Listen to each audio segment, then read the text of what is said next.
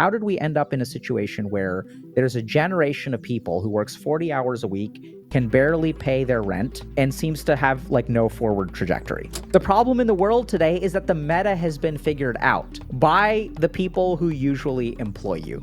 To find one job, you have to apply to 1,000 jobs. Like, this is bizarre. Oh, maybe someone here on TikTok can answer this question for me, because I cannot figure it out and I am so frustrated. Why is it that I have to work 40 hours a week just so I can have a place to live? 40 hours a week makes me $2,000 a month, and my rent is $1,660. So I work 40 hours a week so I can have a 2-bedroom apartment and an extra $300 a month. Like, it doesn't cover my phone, internet, food, you know? So not only do I not have any extra money, but just working makes me so exhausted that I don't have time either. Like, I get off work at 5:30, come home, and I'm just so tired. I'm so tired that, like, anything that I need to do outside of work, I then just push off to, like, the weekend. And I'm like, I'm just too tired to do this after work. I'll wait until Saturday. So then I end up with so much to do on the weekend that ends up having to be split into 2 days. So I have to do stuff on both Saturday and Sunday. So then I don't get a day off. I don't get a day to relax. I don't get to decompress. So it is really like working 7 days a week, constantly. And I don't want to do that anymore, right? Like, I don't care how poor and miserable I would have to be, but I literally can't have a place to live without this, you know? Like, I don't know what to do. I'm not made for this. I don't have the money, time, or energy to enjoy my life outside of work, and I don't know what to do about it anymore, you know? I'm so tired. So, there's some stuff, when people see this, I think a lot of people's reaction is, okay, look, like, I don't know what you were expecting. I mean, so working 40 hours a week, is what you have to do to sustain yourself. Like, where do you get the idea that you're entitled to anything more? So when I think about people like my grandmother, this is the sort of thing that I think is so hard for us to understand. We'll get into why that is. But when my grandmother was growing up, like, survival was not guaranteed. They would get money on the first of the month, and they would literally run out of money on the 25th of the month. They would not have any money left over for food or things like that. They would run out of flour. They would run out of sugar. So, like, survival is not even guaranteed. Like, even having a place to live and being able to pay for your food, that is the standard that is not guaranteed if you lived in the world 100 years ago. Even being able to do that was considered a success. Because a lot of people didn't have that. Infant mortality was 20%. So now we look at this, and a lot of people will be like, okay, like, what do you expect, right? Life is hard. You got to work 40 hours a week, and then you got to, like, lift yourself up, and you got to, like, get paid more. Maybe live with a roommate, like, change your circumstance. I think all that stuff has some merit to it. But let's understand how we ended up here. How did we end up in a situation where there's a generation of people who works 40 hours a week, can barely pay their rent, and seems to have, like, no forward trajectory? Motivation comes and goes, but sometimes it isn't about pushing harder, it's about finding the right support. That's why we developed HG Coaching. Coaches will help you turn thoughts into actions, actions into habits, and habits into a different life than the one you're living right now.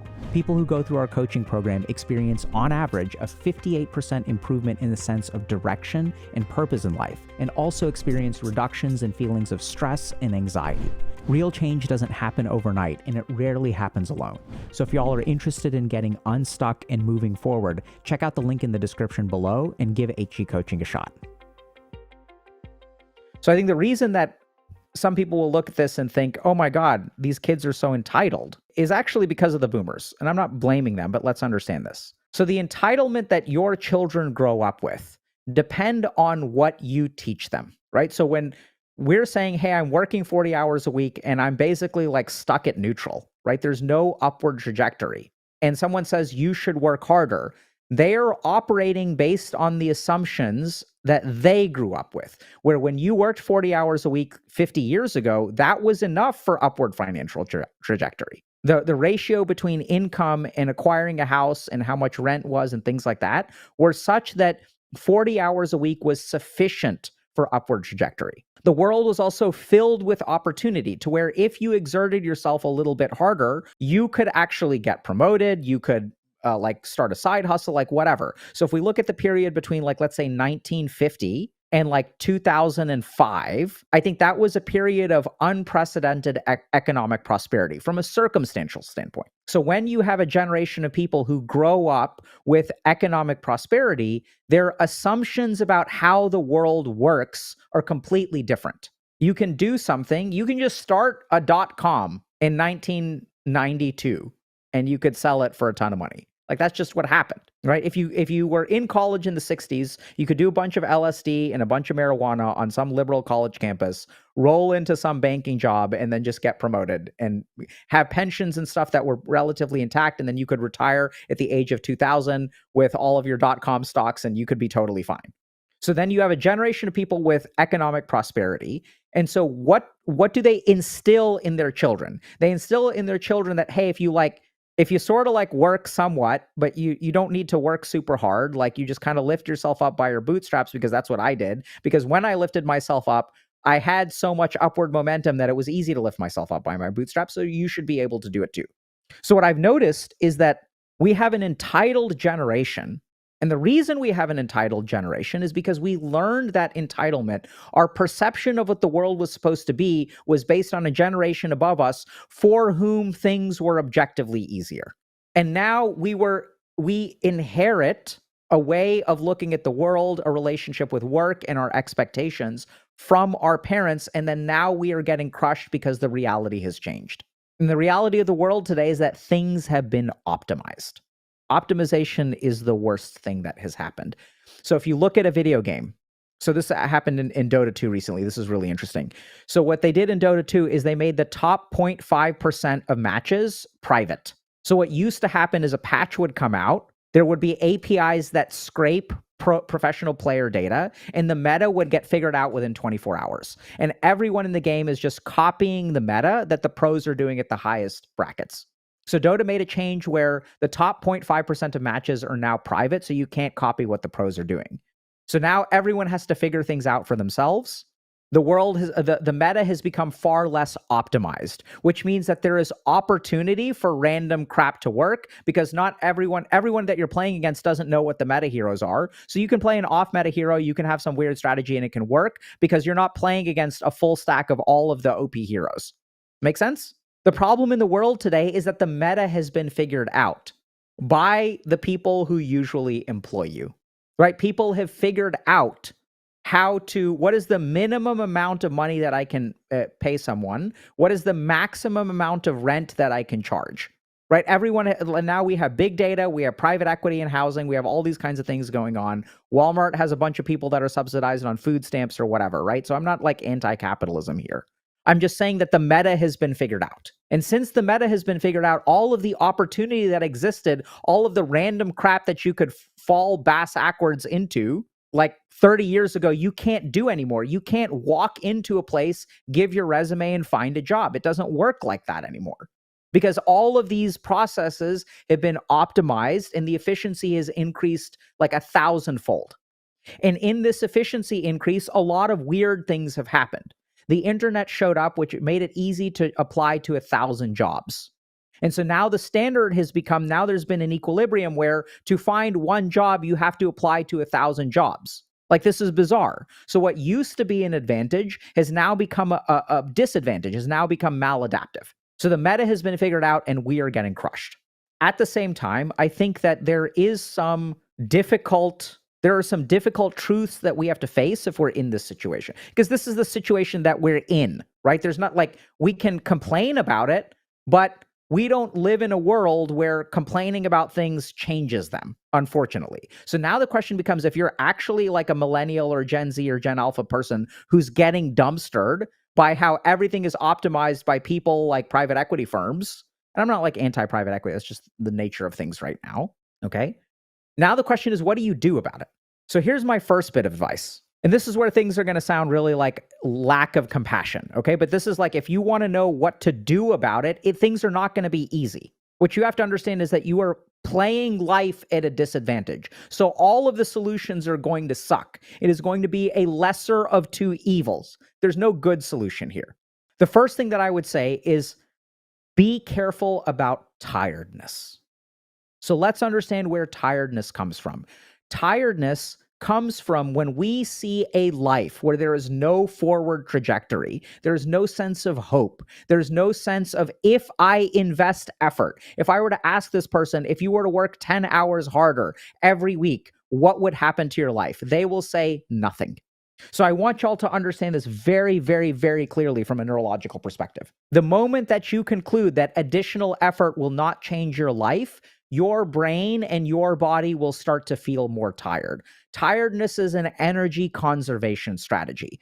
When bears hibernate, the reason they hibernate is because if they go out and they spend 10 hours looking for food in the wintertime, they will find no food. It is not worth it to invest energy because the yields will be very low. And then what do you imagine the subjective feeling of a bear is when it hibernates? It feels incredibly tired. Tiredness is a protective mechanism to conserve your energy when things look bleak and when you wait for greater opportunities to arise. The problem is, in the world that we live in, there aren't seasonal variations where it is more worthwhile to expend our energy. So what we have to do is we can't listen to our tiredness. We have to actually utilize a different mechanic. So when I exercise, I feel tired. The second aspect of tiredness is that the more you engage in tiredness-inducing activities, the more resistant to tiredness you will become. So if I exercise, I feel exhausted. The second day I go, I feel less exhausted. The third day I go, I feel less exhausted. Our body, thankfully, has an adaptive mechanism where the more that I do things that are difficult for me, the easier they will become. So then what happens is we feel tired all the time. We don't really embrace it. We're always operating on empty. And when I get a little bit of energy, I go ahead and do my work, right? And now I'm spreading my work out over 2 weekend days. And this is where I think there's another brutal truth here, which is I have never met someone who is in this situation who did not have one of two things going on. The first is some form of undiagnosed illness. We're talking anemia, hypothyroidism, depression, something like that. So there is a physiologic or psychological cause. I would even call depression physiologic. There is a medical reason for your tiredness. And if you are playing with that disadvantage, things are incredibly hard. That's number one. The second thing is cell phone usage, technology usage. So when this is something that I know people aren't going to want to hear, but like, you know, when I see people, when I work with people who are like working 40 hours a week and they feel exhausted when they go home and can't do anything, the first question, not the first, but one of the questions that I'll ask them eventually is, can you pull out your phone and tell me what your daily cell phone usage looks like? And what people don't realize is that technology fatigues you. Here's the way that your cell phone makes you so incredibly tired. Most of our energy and our motivation come from our emotional circuits, right? If I piss you off, you are highly motivated to do something. If I make you anxious, you are highly motivated to do something. So emotions are powerful motivators of behavior. They're our most powerful motivators of behavior. Logic is not a motivator for behavior. That's why you can logically tell someone, hey, you should not eat unhealthy food. It's not good for you. And they'll continue to eat unhealthy food. Emotion is the most potent motivator that we don't have access to today. Why don't we have access to it? Because our phones and social media emotionally exhaust us. We watch this TikTok, we feel so resonant with it. We're like, oh my God, this is me. This is the world we live in. Like, this is so unfair. We feel this righteous anger. We feel indignation. We feel taken advantage of over a 2-minute TikTok. And then once those emotions calm down, we are emotionally drained. So not only are we given an incorrect amount of conditioning because the boomer generation grew up and everything was easy. So they did not teach us how to work hard. They achieved success by being lazy and lucky. So what did they pass on to us? They passed on to us not a serious work ethic. They're like, hey, just work harder and it'll work out.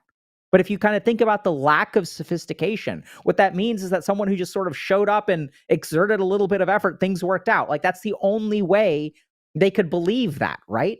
Was that if that strategy worked for them, it doesn't work for us anymore because we have multi-billion-dollar PE firms that are optimizing housing prices, that are controlling markets and figuring out that I can charge $1,660 for rent. And if I charge $1,800, it'll go vacant. But if I charge $1,660, people can afford it. This is what the world has become. And so I think the harsh truth about it is like, are we at a disadvantage? Yes. And the things that like the only option that you've got is to advance in your own life. I don't think that you can wait for other people to fix this situation for you. By the way, you should absolutely vote because another really, really funny thing that happened is that we taught young people that their votes don't matter. And what happened? Then they stopped mattering, right? But we saw this in the United States where a lot of people were upset by the results of the election. And it turns out that a lot of young men went out and they voted for Donald Trump. And this is what happened. So even if the life that I'm not saying that the life that you're living is not hard. I'm not saying that it's unfair. I'm saying that it is unfair. It is hard. You are at a disadvantage. And I don't think anyone is going to come and fix it for you. And I think there is a lot you can do to fix your life. There is a ton that you can do to fix your life. And oftentimes we have no idea how, in addition to disadvantages from the outside world, we're racking up disadvantages for ourselves. And the crazy thing about this is like, if you're someone who feels so exhausted that you can't do anything when you come home, and then you have to work on the weekend, and you have to split up the work on 2 days, this is where like I've seen this completely flip around. Right. So there is an alternate scenario, which I've seen happen time and time and time again, which is that you start by using your cell phone less. You start by doing whatever 15 minutes of work you can, 15 minutes a day when you get home from your job and you feel absolutely exhausted, or go to the gym. So all of the work that you would do on a Saturday and Sunday, you start sprinkling out throughout the week. Do whatever small amount that you can. Over time, your tolerance for it will increase. You will gradually do more. And then something beautiful will happen. You will have a day off on the weekend. Once you have a day off on the weekend, you will be invigorated going into the next week. Will you actually be invigorated? No, but you'll have more vigor than you did before because now you have one day off on Saturday and oh my God, now it's Sunday and now I have work and now it's another hard week. But at least you get some break. There's no break and there's some break. Which one is better? Which one gives you more energy? So you have some break, you have a little bit more energy. Now, what do you do going into the next week? You have a little bit more energy, so you work 20 minutes instead of 15. You work 20 minutes instead of 15. Now you have a little bit more time on the weekend. So now you have a little bit more time for fun. You have a little bit more time for relaxation. And this cycle, which I see people stuck in, is a cycle. And you can start to change that cycle. I've seen it time and time and time again. Is it easy to do? No. Is it fair to do? Not at all. But it is the only way forward. I mean, I'm sure there are other options, but it is I think it's the most effective way forward. I've kind of been there myself, and I think that this is where like I work 7 days a week. I had my first 5 days off in 5 years. It's different for me though. So I think this is where like the other thing that happens is that, see, when work becomes something you have to get through, then it's really hard to work. Work drains your battery. But when work is something that you enjoy, then it changes your perspective completely. And I'm not saying that this is easy, right? So and I think what I tend to observe is that people who enjoy their work, usually one of two scenarios: either they got really lucky, or they really invested a lot of energy for a very long time to get to where they are. So that they intentionally took a very difficult path that oftentimes involved more than 40 hours of work, 50 hours of work, 60 hours of work, 70 hours of work for extended periods of time, right? And this is just like, I'm not saying that this is fair or right. If you ask me, how are people happy at work? This is the path that I usually see. The third option is that they're just oblivious and everyone around them is covering for them. I've seen that too, to be fair. So when people say, or you could be a streamer, I don't know about that. I think a streamer is like one of the worst calculated professions you could have. So just be a streamer is way harder than just being an investment banker, or I imagine even just being a doctor. I think the people who try to become a doctor and succeed is probably a higher percentage than people who try to become streamers and succeed. 90% of streamers have 400 viewers. I think that is super optimistic. So here's the research that I did. When I started streaming for the first time, I looked at statistics on it, and what I realized is that at the end of 1 month, my bar for success is at the end of 1 month to have 5 viewers. If I could average 5 concurrent viewers, I would be successful. At the end of 1 year, average 100 concurrent viewers. That was my target based on research. And then I didn't even go past that because the majority of streamers never, like 90% of streamers never make it past 90. So for me, it was like, even if people didn't watch, it was a chance for me to sort of share my ideas, kind of think about things, like get my, hopefully help. And that was a win for me, right? So if I could help 5 people in 1 hour, that is 4 more people than I could help if I was working in my office. If I could help 20 people in 1 hour if I could help 100 people by the end of a year, then that would be like 99 more people than I can help in 1 hour. So that was a huge success. So like streaming is like, this is a great example of human beings we're not good at probabilistic thinking. So I even did an analysis of esports winnings many years ago. And 98% of the Dota 2 prize pool winnings are won by 2% of the professional players. Like, that's insane, dude. Which means that 98% of people, 98% of players like earn very little. And those are professional players, right? That doesn't even include all of the amateurs who are like trying to go pro. Hey y'all, hope you enjoyed today's video. We talk about a bunch of topics like this on the channel, so be sure to subscribe for more. If you're already subscribed, GG, and we'll see you in chat.